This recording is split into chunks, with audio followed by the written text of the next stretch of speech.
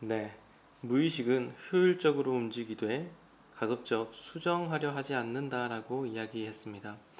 아주 중요한 정보를 감정적으로 각인한 것이기 때문에 쉽게 바뀌기를 거부하는 거죠. 하지만 영원히 바뀌지 않는 것은 아니에요. 꼭 필요한 순간이 되면 정보를 수정하려 합니다. 그러면 핵심이 되는 문제는 언제 무의식은 바뀔 필요를 느끼는가예요.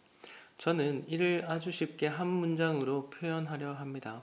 바로 같은 상황에서 다른 경험을 하게 되면 무의식은 바뀌려 한다라는 거예요. 무의식은 불일치 경험을 할 때 수정하려는 속성이 있습니다. 쉬운 설명을 위해서 동기화라는 개념을 가져와 보겠습니다. 인터넷을 하다 보면 시스템이 주기적으로 기존에 가지고 있던 기록과 현재 갱신된 기록을 비교하는 작업을 하죠. 과거에 가지고 있었던 데이터가 현재에도 유효한지를 확인하기 위해서 우리는 새로 고침 버튼을 누르기도 합니다. 이렇듯 기존 기록과 현재 기록이 일치하는지 확인해서 갱신하는 작업을 우리는 동기화라고 이야기를 해요. 이것은 굉장히 중요한 문제입니다. 상황에 따라서 내가 가진 정보가 맞는지 지속적으로 확인하고 업데이트하는 것은 꼭 필요한 일이기 때문이죠. 무의식도 마찬가지로 과거에 각인한 정보가 현재도 유효한지에 대해서 확인하는 절차를 가지고 있어야 할 거예요. 과거에 내가 만들어 놓은 심리서사가 지금에도 유효한지에 대해서 계속해서 동기화하는 작업을 무의식도 해야 한다는 것입니다. 동기화 과정에서 기존에 똑같은 반응과 피드백을 받게 되면 이대로 진행해도 될 것이라는 생각을 하게 됩니다.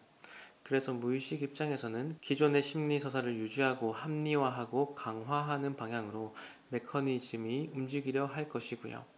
아마도 강박증의 강박 행동은 이러한 동기화 과정에서 기존 반응을 계속 반복 강화하는 것에 일조하는 상황을 만드는 것이라 생각을 해요.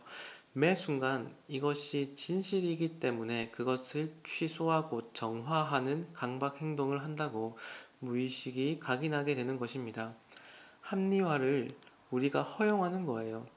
이 공포와 불안이 여전히 유효한 것이라는 반복적 인식이죠. 반복은 무의식에게 중요하다라고 판단하는 또 다른 지점이기도 해요. 그렇기 때문에 이러한 악순환은 더욱 강박증에서 벗어나기 힘든 상황을 만드는 것이죠. 그리고 강박증은 상황이 바뀌었음에도 기존 자신이 가지고 있던 신념은 바꾸지 않으려는 것이기 때문에 우리는 상황이 바뀌면 생각이나 신념도 그에 맞게 바꾸어야 한다라는 유연성이 필요합니다. 하지만 여전히 자신이 가지고 있던 강한 심리 서사를 놓지 않고 계속 유지하려는 고정된 마음은 이 불안을 더 강화시키는 거죠. 그럼 언제 어떤 기준으로 기존 정보를 수정하려 하는지를 살펴보겠습니다. 그것이 바로 제가 앞에서 얘기한 같은 상황에서 다른 경험을 한다라는 개념이죠. 불일치 경험이자 기존의 데이터가 오류라는 것을 인식시켜주는 지점이기도 합니다. 우선 무의식을 수정하기 위해서는 같은 상황이라는 전제가 필요합니다. 비유적으로 컴퓨터를 다시 예시로 가져와 볼게요. 우리가 만약 컴퓨터 속에 비밀스러운 어떤 스토리가 적혀 있는 파일이 있다라고 가정해 볼게요.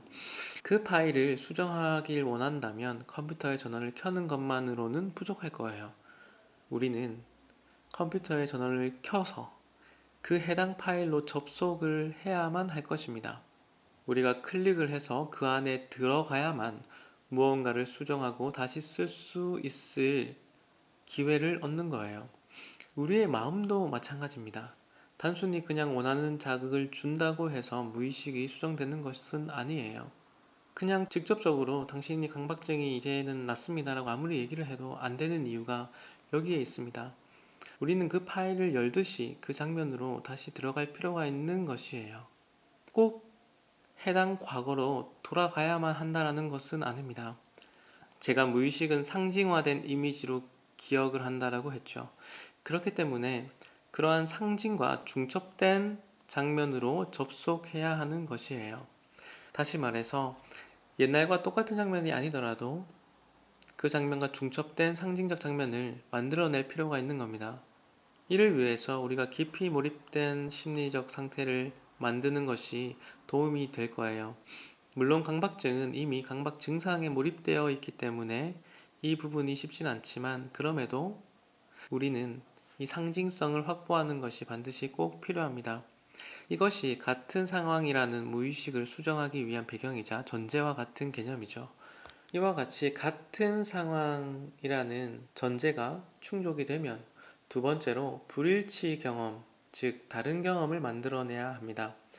무의식이 저장된 상징화된 이미지로 접속하는 과정을 통해서 같은 상황을 내 마음이 강하게 느끼게 되면 그제서야 무의식은 그 부분에 대해서 동기화하려는 작업을 시작할 거예요. 파일 속으로 들어가서 수정을 해야 할지 판단하는 순간이죠. 그 순간을 우리는 활용해야만 치유가 가능합니다. 그곳에서 기존과는 완전히 다른 경험을 할 수 있다면 무의식은 그것을 기존 데이터가 오류가 났다라고 판단을 하고 수정해야 하겠다라는 판단을 하게 되는 것입니다. 이를 위해서 새로운 경험 혹은 상반되는 경험과 같은 기존과는 다른 경험이 필요합니다. 기존의 정보가 틀렸다라는 자극이죠. 이때 감정을 수용하는 세포가 열리고 그래야만 정서기억이 수정할 기회를 얻는 거예요. 예를 들어서 상담 과정을 통해서 억압하고 숨겨놓았던 감정적인 동요가 일어나는 것과 같은 경험이죠. 우연적으로 이러한 감정을 일으키면 무의식은 그 감정이 새로운 반응이라 느끼고 변경하고 수정하겠다라는 신호가 될 수 있을 거예요. 같은 상황이 마치 파일을 더블 클릭해서 여는 상황이라면, 다른 경험은 마치 파일에 비밀번호를 기입하는 것과 같다라고 생각을 해요. 이와 같은 불일치 경험의 또 다른 예로는 새로운 통찰을 하는 경우가 있을 거예요. 그것 말고도 기존과는 완전히 반대되는 경험으로 체험을 하게 만들 수도 있을 겁니다. 예를 들어서 과거에는 필요했던 행동이지만 상황이 바뀌었기 때문에 지금은 전혀 필요가 없다라는 것을 통찰할 수도 있을 거예요. 유연성을 확보하는 겁니다. 과거에는 공포였지만 지금은 그 공포를 느낄 필요가 없음을 알게 되는 것이죠. 그리고 어쩌면 과거 상황에서 자신이 느낀 감정이 사실은 진실과는 거리가 멀었음을 체험할 수도 있습니다. 그리고 어쩌면 과거 상황에서 내가 느껴야만 했던 감정이 있는데 그것을 완전히 무시하고 억압했다라는 것을 깨닫게 될 수도 있어요. 제가 지금 강박증에 대해서 이렇게 설명하는 이유도 마찬가지예요. 자신이 생각하고 있었던 고통의 이유와는 전혀 다른 진짜 숨겨진 원인을 발견하는 경험은 기존과는 다른 경험이 될 것입니다. 그리고 자신이 계속 강박증을 지속했을 때 나올 결과는 결국 고통뿐이라는 사실을 인식하게 될 거예요. 강박증 역시 처음에는 자신을 보호하기 위한 회피 수단으로 나온 것이고 그 순간에는 꼭 필요한 반응이었을지도 몰라요. 하지만 자신을 보호하고자 했던 그때 과거의 의도는 현실에서는 완전히 무용지물이라는 것을 재인식해야 합니다. 지금과 같이 강박증을 진실이라고 믿는 것을 50년간 반복하더라도 결국 상처받고 피폐해지는 것은 본인밖에 없다는 것이 진실이라는 거죠. 이와 같이 잘못된 정보를 수정하는 지점들은 상담하는 과정을 통해서 무수히 많이 만들어낼 수 있을 거예요. 이러한 포인트를 정확하게 알고 있어야만 그 상황과 단계에 맞게 변화를 만들어낼 수 있습니다. 이러한 과정 속에 숨겨놓은 감정이 무엇인지가 나오게 되고 고정된 신념이 무엇이었는지 발견하게 됩니다. 그리고 감정을 표현할 수 있게 되고 신념이 유연하게 바꿀 수 있음을 알게 되면서 나의 얼어붙어 있었던 마음이 조금은 녹을 수 있는 거예요. 이와 같이 무의식을 수정하게 만드는 경험을 해야만 우리는 진짜 치유를 위한 길에 들어설 수 있습니다. 이것이 단순히 옳은 이야기를 아무리 의식적으로 듣더라도 치유가 되지 않는 이유예요. 단순히 무의식적 상태에서 확언만으로 사람이 변하지 않는 이유이기도 합니다. 정확한 맥락 속에서 정확한 지점에 올바른 처방이 반드시 필요한 거예요. 그래야만 효과가 있습니다.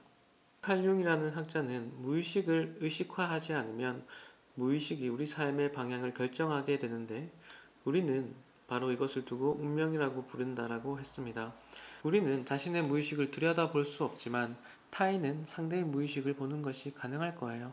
상담사의 역할은 그들의 무의식을 보는 것이고 그들의 무의식이 의식에 반영되는 모습을 파악하는 것입니다.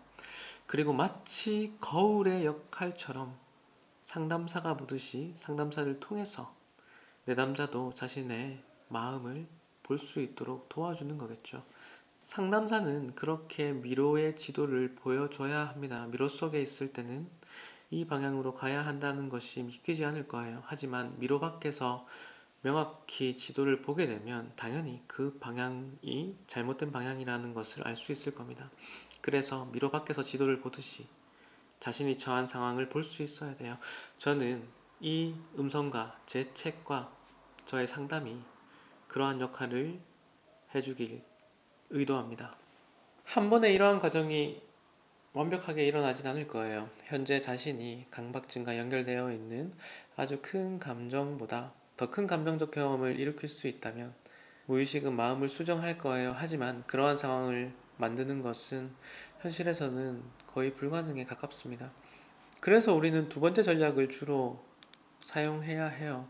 지속적이고 빈도 있게 반복하는 과정을 통해서 무의식이 받아들이도록 만드는 겁니다. 변화가 일어나기 위해서는 특정 호르몬이 분비가 되어야만 합니다. 그 호르몬을 만드는 것이 감정이고요. 그래서 반복된 경험이 필요한 것이고요. 그래서 제가 이렇게 주기적으로 영상을 나누어서 올리고 있습니다. 여러분들이 빈도 있게 자극을 느꼈으면 좋겠어요. 그리고 이러한 과정이 상담을 통해서도 일어나야 할 겁니다. 그래야만 앞에서 말했듯 얼어붙은 여러분들의 마음이 조금씩 녹거나 바뀌기 시작할 겁니다.